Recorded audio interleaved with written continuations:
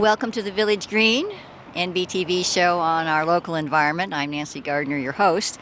Today, it'll be really fun. We're going to be looking at the Environmental Nature Center preschool, and find out all the things they've been doing there. We're going to talk about a problem with some citrus trees.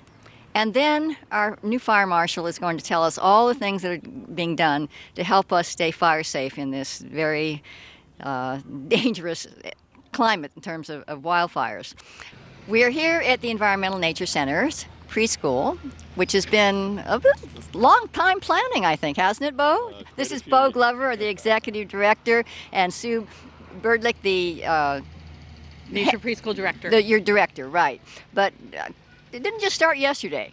No, we've been planning this preschool for a number of years, hoping to offer it to the community, and fortunately we were able to open it up in early September this year. Well, it is a beautiful building. We'll talk about that in a moment. But Sue, tell us about the students, the age groups, and that sort of thing. We serve children 2.5 all the way to 5, just before they go to kindergarten. We have 3 classrooms, 24 children in each classroom. We have a tortoise classroom, a coyote classroom, and a bear classroom. And there is an outdoor playscape that coordinates with those animals in the spaces that they're at with Joshua Tree, Yosemite, and Sequoia. The teachers here are all trained in outdoor classroom training. The lead teachers all have bachelor's degrees and early childhood education experience of many, many years, and also hold teacher permits from the state of California. Our ratio is 1:8, and it is an amazing group of children, full of energy, and they love spending 70 to 80% of their day in the outdoor environment. So what sort of things do they do when they come for a day? So they're outside and engaged in all the areas that you would find inside of a classroom in a preschool environment. We have in an outdoor environment. So they move around from activity to activity. Everything is hands-on. It has a tendency to be very nature, very science-based, just because they are outdoors. And then on top of it, our back gate opens up into the back property of the Environmental Nature Center near the redwood tree area, which is their favorite area. And so they actually go exploring in the ENC every day and make all kinds of discoveries, track things. They're learning all about animals and plants and all of those things. So we're starting early, developing some real nature lovers here, which I know is one of the goals. With a program like this, I imagine that there's a waiting list. We've had quite a tremendous response from our community, and we're currently fully enrolled, but there is a wait list. It might be a bit long, though. So tell me a bit about the building. I know your other building is LEED Platinum, is that right? That's correct. Yeah, so We couldn't go for less of a certification for our preschool, of course. So we are striving to achieve LEED Platinum for this building as well. We're currently in the middle of the certification process. There's a lot of submittals that need to be made by the architect, by the contractor, by the owner. So we will have that submittal done within the next couple of months. And we're tracking right now to, again, have a LEED Platinum building. Well, that's great. I noticed you've got electric vehicle charging stations. That's something nice that any of us can use, apparently. They are available here for the public as well, although I wouldn't do it in the mornings when all the preschool parents are dropping off their students. There might not be enough room. So, well, I do notice that a lot of parents take advantage. Well, they're all gone now, but if they're local, they ride their bikes and bring the kids that way and that sort of thing. They walk, ride bikes, carpool. And that's something that we've encouraged from the very beginning. We were covering all the bases. We were very worried our first couple days of school that we'd be backing up traffic on Dover, and we saw all these parents coming in bicycles and walking and doing what we've encouraged them to do and what we should be doing as a community. So we were very grateful to see them doing that. Well, I think that makes a certain amount of sense. If you want your child to get this kind of education, you're probably a little bit that way yourself, so not too surprising. Well, can we look at a few things? Absolutely. All right. We're in one of the classrooms. This is the bear classroom. So these are the children that are 4 and 5 years old. The thing that, well, it's been a long time since I've had to think about preschool. But the thing that struck me immediately when I walked in was how engaged they are, and there's no teacher just standing right over them saying do this. They're just all just doing stuff. So as you can see, the classroom is set up with various areas, and the children go to those areas and move. Teachers set up activities, but the teachers have been observing them for all the months that they've been here. Their focus for the first couple of months has been building trusting relationships with them, building a curriculum that has a baseline of being kind to each other, respect, and learning how to be respectful of all living things within our environment, as well as taking care of their classroom. So they're learning how to protect, support, and respect each other. And then with all of these activities set up, the teachers set up what we call provocations. And those are to expand what the teachers are seeing their interest in and kind of pushing them a little bit further, so that we're constantly taking where their level of skill is at and pushing it a little bit up, pushing it a little bit up. But it's based on our watching what they're doing. And then the teachers at this point in time are taking a lot of observational notes, a lot of anecdotal notes, a lot of documentation, because they'll be doing what we call desired results developmental profile assessments on each child. And we meet with the families at the end of January and February and go over those with them. They add the things that they're seeing their children doing at home, and then together they plan and set goals for the next 6 months for the children. Well, I do remember enough of my daughter's preschool experience that it was nothing at all like that. It was sort of like, I don't know, they did a couple of things, but this is so enriching. It's really impressive. But as I say, they all seem to be getting along well. They do get along very well. Cooperation, learning how to resolve their own conflicts, learning how to have good conversations, reflective listening to each other, really, really important in that. And the teachers are all incredibly skilled in helping them do that. But like you said, it's very, very interactive. And so to the adult, it looks like, oh, they're just playing, but their play is work. These children are working on skills continuously throughout the day. Well, I see outside they're making a bunch of mud pies or something. This is their little kitchen area. They've turned it into a little bakery, and so they change this area every couple of weeks based on what their interests are. And this is something that they've wanted to do because they recently just made soaps and bath salts and ceramic items to sell at our ENC boutique that we had, our winter boutique. And so they're really into that right now. Now they've moved into doing the bakery. It's great. And what I also like is just at this age, the kids, you see every different kind of thing. Because I can remember my granddaughter going through the ballerina stage, and you've got a ballerina out here. Oh, yeah. You've got other kids just a ballerina who likes to play in the mud. Yeah, exactly. What could be better? That's pretty well-rounded. Yeah. Well, let's go see what else there is. Okay, so this classroom. This is the Coyote classroom. So these are roughly the 3 to 4 year old classroom. So they're right in the middle of all of our age groups. And they're a little bit more active, as you can see. They're definitely engaged, but they're learning more about exploration at this point, and then starting to do more finite skill building as well.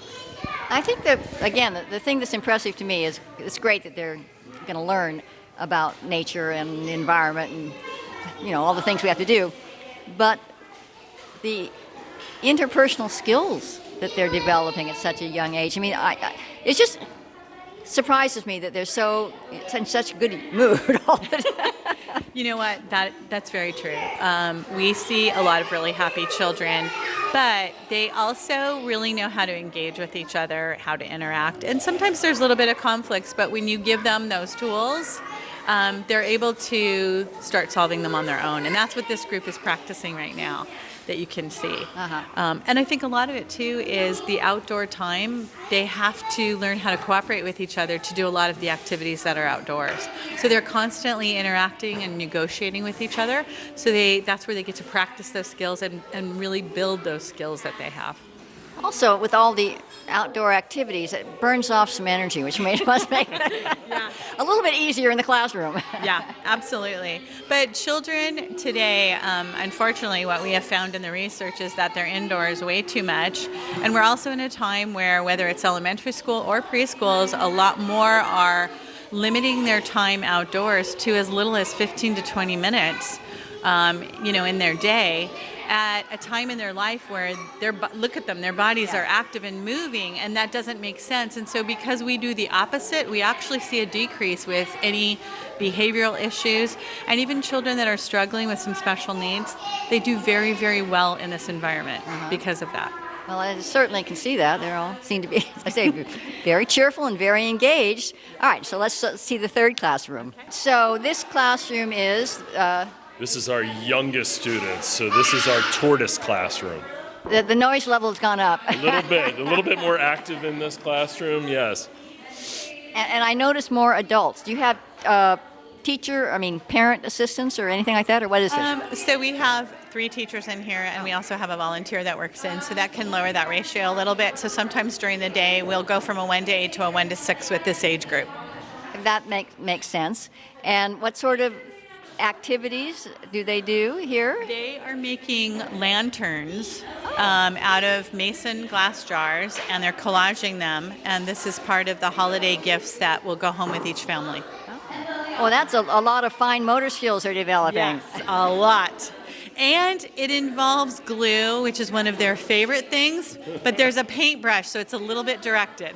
Yeah, no, that's good, because I can remember, trying to develop those fine motor skills. Yeah. Very interesting at that age. The interesting thing is a lot of people don't think that this age group can do extensive art projects like this, but they can. And the teacher does all kinds of creative art and drawing and story work with them, and they're amazingly skilled in this area, even though they're our littlest. Well, I think sometimes we underestimate capabilities. Absolutely. I think you brought up something that's really, really important, and that is that we see children as capable beings.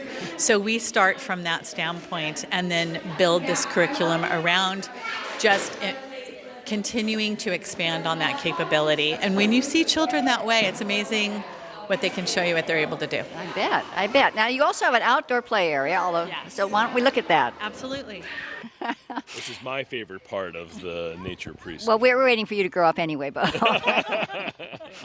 So there are all sorts of rocks to climb on. There is sort of a jungle gym type thing. There's nets, and then you've got a wonderful little garden over there. Yes, an organic garden has been started by the students, so we're hopeful that they're able to actually grow their own food for their snack time. So it's an exciting time. I think I have to say that growing things is such a treat for kids, and they don't necessarily, my grandson's in college, but we planted a garden together for the first time, and he has been so possessive about it, my beets and how are they doing? And when he's away at school, are you watering? So kids get a lot of ownership out of something like that. They do, and they're connected to what our food sources are, and they get to learn that we're not just buying things from a supermarket. There's farms that are out there that are growing our food, and they're connected to that. So, well, what I also like about this area is there's so much sort of just free play. So many of our parks are so small that you have just that one area. You have a jungle gym and a slide or whatever, and there's not a lot of other things. So you have to sort of do what you do right on that. Where here, I said that when they first came out, the first thing they did was take up off the slope because some of the kids. Nothing up there except they just like to explore and see what they might find. Exactly. And the idea is that if you give ample space and open-ended materials, what we call loose parts, is that children will keep themselves busy literally for hours out here. Their attention span is endless in an environment like this. And so we don't have a lot of prefabricated big structures for children. They create their own every day. So a lot of block building out here, a lot of fort building, moving things, checking out physics with planks and various things like that, and balls. And they're constantly interacting and changing the environment. So I noticed also you've got some trees planted. I assume that they are natives? They are all natives, of course, as we go through. And we had a wonderful day a couple of weekends ago where we invited all the preschool families out to help us with our plantings. And our hope with that was, of course, to get the ground planted with wonderful native plants, but also to connect these kids to the plants. And then they can come back and show their other family members their connection to planting these plants on the property. So yeah, it was a wonderful day for us, and we're hopeful that these trees will grow up soon and provide some nice shade on our property here, similar to how the Nature Center got started back in the day. So. And are you seeing already? I just saw a couple of birds, but are you seeing insects and birds and other things coming in? It's amazing. The preschool will be sending up pictures to us on our 16th Street office of hawks that are sitting there in the play yard. Also, we've had great horned owls come back for the first time in years here, and we can hear them in the early evenings. It's been wonderful to see all of the, from insects up to our predators coming into the nature play area. So it's wonderful. Well, I have to say, this is just a wonderful thing that you have created here. If I had a young child, I would be on that waiting list for sure, bribing a little to get in. I will mention one thing, though. It's not quite all paid for yet, is it? Not quite all paid for yet. Our community has been wonderful in their support of the Nature Preschool, but we did have to take out a loan in order to complete construction. We wanted to get this school open and ready for the community, so we do have quite a bit of fundraising yet to do, and we're hopeful that the community will help us to pay off that loan very quickly. Let's see, the website is enc.org. encenter.org. encenter.org. Yes. So you can go in there and find out ways that you can help contribute and keep this sustaining all the young people in our community for years and years to come. And if anybody has any questions, they can certainly reach out to Sue or myself at any time, and we'd be happy to answer any questions they may have. Well, thank you for this tour. It's been so much fun. Thank you for seeing our little stewards. Well, it's always fun to be a bunch of happy kids. I mean, who doesn't like that? Look at them climbing on the rocks now and just doing a little bit of everything. A lot of that too. Thank you, guys. You're welcome. Trees provide not only an aesthetic benefit, but they're also great in terms of climate change, of sequestering carbon. Unfortunately, in the last few years, we've had a couple of major issues. One is the shot hole borer. If you go up to UCI, you'll see that they lost a lot of their trees. They had to take them out. But another one, if you have a citrus tree of any kind in your yard, it's something you'll want to know about. It's called, I'm going to have to read it because it's called Huang Long Bing, which sounds like the beginning of a dirty joke, but this is no laughing matter. It's something that if you should notice it on your tree, you would want to get that tree down and out of your yard as quickly as possible because we try not to have it spread. It absolutely kills the tree at some point. If you want to know about it, you can go to, let me again look at it, California Citrus Threat.org/pest disease. Now, some of the signs are a yellowing of the leaves. Not just they don't turn yellow, it's sort of splotchy, so it's partly green, partly yellow.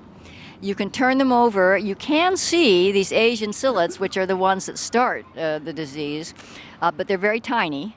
They often leave like a honeydew, and you see a lot of ants feeding them often, and sooty mildew, which is just sort of like a dark powder on the tree. But if you have questions, be sure and go to the site. We'll show it along the bottom here.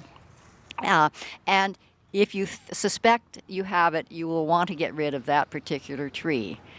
We don't want to lose the remaining trees we have in Orange County that gave us our name. I'm with Kevin Basso, who is our new fire marshal. How new? Very new. I started January of this year. That's not so new. It's been a very fast 11 months. I'm sure it has been because we haven't had a fire marshal in a while, and I'm sure, not to take anything away from our wonderful fire department, but when you don't have someone just focused on one thing, then you do get a little bit of backlog. Yes, we do. As Chip Duncan, the fire chief who hired me, said that he understands fire prevention. He wasn't a day-to-day fire marshal, so he was looking for someone who could pick up that responsibility and help with both the fire department operations side as well as the community development side for getting work done, both in terms of development, because that's a very important aspect in the city, as well as maintaining the existing systems in our city, like fire sprinklers and fire alarm. And then on top of that is also our wildland interface, which hasn't really changed or been looked at since 2012, and we've had a number of devastating fires in the state for the last couple of years. Yeah, I know that that's always been, we've looked at it and we've wrestled with it and everything. So you're coming in with certainly, I've heard you speak before. I know you understand that there's a bit of a selling job to do with some of the residents. Yes, there is. What we've had is we have a program that's been in place since 2012 that talked about if it's green, it's okay. And as we've seen from a lot of our rain, that we've had a tremendous amount of growth.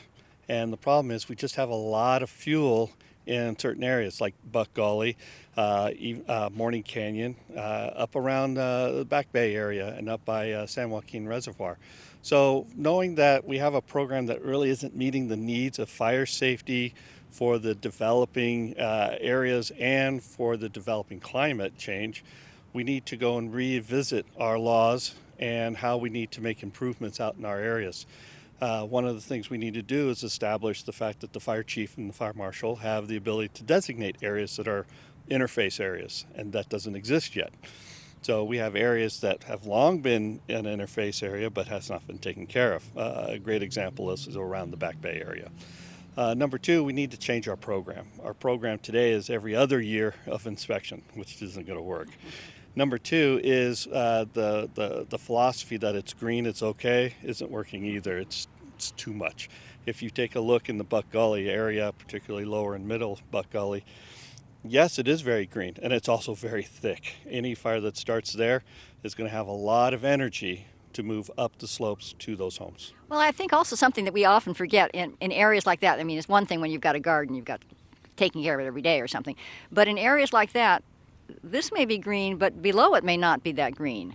Correct. The maintenance of landscaping is very difficult because you have a lot of green that's on top, but you have a lot of wood and you have a lot of dead and dying that's at the bottom. All that energy dries things out, and then as you dry out, you create the sparks and embers which fly up and hit the homes. We lose more homes to embers than we do to direct flame contact to the houses. So what we're trying to do is we're trying to look at methodologies, looking at other cities and county programs in which we can start reducing the amount of fuel that's there, but still have a very pleasant looking area, as well as maintaining the slopes, because we don't want the slopes to slide in a rainstorm either. Right. Well, I know that we used to say, fine, to the people who didn't want to do anything on Buck Gully, if you can guarantee to me that it's only your house will burn, then you can do what you want. But we know that particularly in areas like Corona del Mar, houses are close together. You still have a lot of old houses that aren't up at all to what we now build to in terms of fire safety. So how do you deal with that as well? I mean, obviously you focus on Buck Gully, but then are you going to move inland, away from there and try to do something in terms of fire safety, or how does that work? Actually, we're going to be doing more than just vegetation management. We're also looking at the Ready, Set, Go program. The Ready, Set, Go program is a combination of improving your property, including home hardening, to resist embers that come and fly, and then preparing yourself for that opportunity that you may have to evacuate, and then teaching you when to evacuate, because you don't want to wait until you're given an order. You actually want to get ahead. It's particularly when you look at the streets in our communities, particularly Corona del Mar. The streets are very narrow. You want to get out before the fire trucks start coming in. Yeah, that's very true in Corona del Mar and all the old parts of town. In fact, I can remember when Newport Coast was looking at the EIR, and one of the things that the city commented on was, please make sure our fire trucks can get in there and it can have room to turn around and everything. I thought, well, that's weird, but now it makes perfect sense. So, as I recall, the state had also set some mapping and everything, and there was a lot of controversy over their maps and whether the cities challenged them and everything. Are we still working with the state on that, or is that all settled? Yes, in 2012, the city took a recommended map for local responsibility areas and kind of shaped it to where they thought it was meeting the needs of interface. However, it took a lot of areas out that was recommended by the state for high fire review. The next set of maps are going to be coming up, I've been told, probably March or April of 2020, and it's going to recapture all this area that wasn't part of the discussion in 2012. Well, I'm sure that the whole map thing, I mean, given what we've been through, they're really going to be very pointing at various areas. My understanding is the state isn't going to give you a recommendation. They're going to just tell you it's a high fire hazard area, and then the city or local jurisdiction has the responsibility of creating a program that will address that high fire hazard designation, which includes vegetation management, hardening the homes, adopting the codes that will basically give the homeowners the opportunity to A, improve their properties, and B, be educated for when that event happens. Well, I know we all sort of grumble about state mandates, and some of them are very onerous, but it's also, on the other hand, it can make life easier, and you go, yeah, hey, if I could do what I want, but the state says you got to do this, so that it can be a bonus in some ways. Well, we do have some things that are given to us right from the start. The state does adopt the building codes and the fire codes. So once we know where the interface is, those codes go right into effect. So you purchased a home and you're going to scrape that property flat and you're going to build a new home. You've got the laws already set out on how you will build that new home. So I don't really have to do anything. The state did that for me already.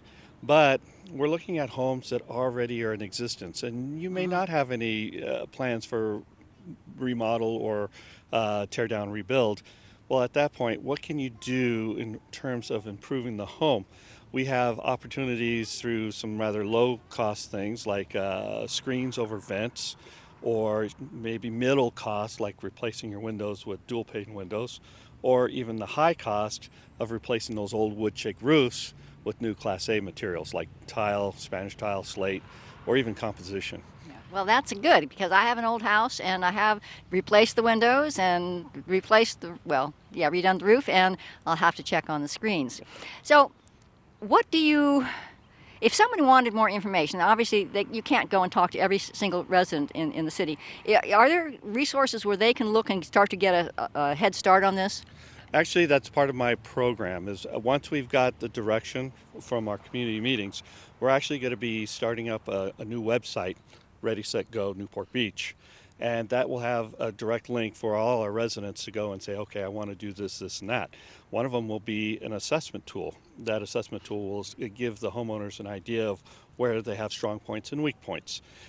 Something as simple as I have a wood deck becomes a project where you can either replace it or simply paint it every year. Heavy coat of paint stops the embers. It's things like this that help the homeowners take what they have and make those improvements according to their needs and to their pocketbooks. Well, I've got a wood deck. I guess I'll have to paint it. It was always just there, but one that's certainly something to think about. Well, we're always looking at how we can help the homeowner. You can't just go and say, you owe me $50,000 to redo your property. That's not very fair. But we also want to give them the opportunity to understand what risks they are taking and how they can start looking at it almost like a capital improvement project. What do I do today? What do I save for tomorrow? It's their biggest investment. We want them to protect it.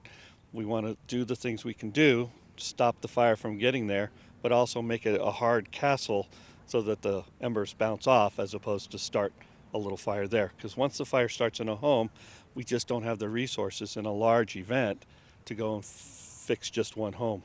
That's the problem. We do triage the issue and we look to save whole blocks as opposed to that single home. Well, I know that on Buck Gully, for example, said there have been people who said, gee, I've done my work. My slope is really in good shape, but my neighbor. And I'm sure that there are, as we become more and more aware of this, there'll be someone living next to a very old home and saying, this is a fire trap. Is there anything that the city then can do when someone complains? Well, part of the program is going annual. Once we go to an annual program and we change the laws on bringing up what the expectations are, we can then start to say, okay, Mr. Homeowner, we do have an expectation of you doing X, Y, and Z. But in addition to that, we're also looking at a community effort. The community effort is to create opportunities like a fire safe council in which the neighborhood sees opportunities in which to do improvements in the area. Also, by creating this fire safe council, you have the opportunity to also apply for grants. These are grants that are meant for fire safe councils, these homeowner groups that aren't necessarily available to city organizations, so that they can get things out. Something as simple as chipper days, where they have machines out to go and chip what they gather, or other equipment that can help with the extreme slope of removing vegetation. Or there may be opportunities for materials like painting and such that would give homeowners an opportunity to make those improvements to harden their homes as well as maintain the vegetation. Well, this is certainly the new California, the new reality for us. It is.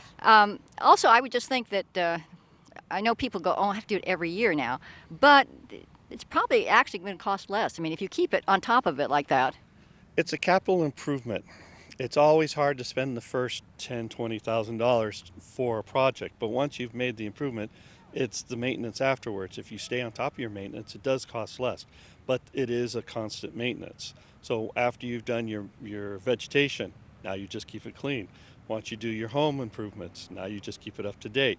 The paint, the screens, those are things that need constant attention. But there's some things that don't. For example, a good new roof, that's 30 years. The dual pane windows, same, Right. They last forever.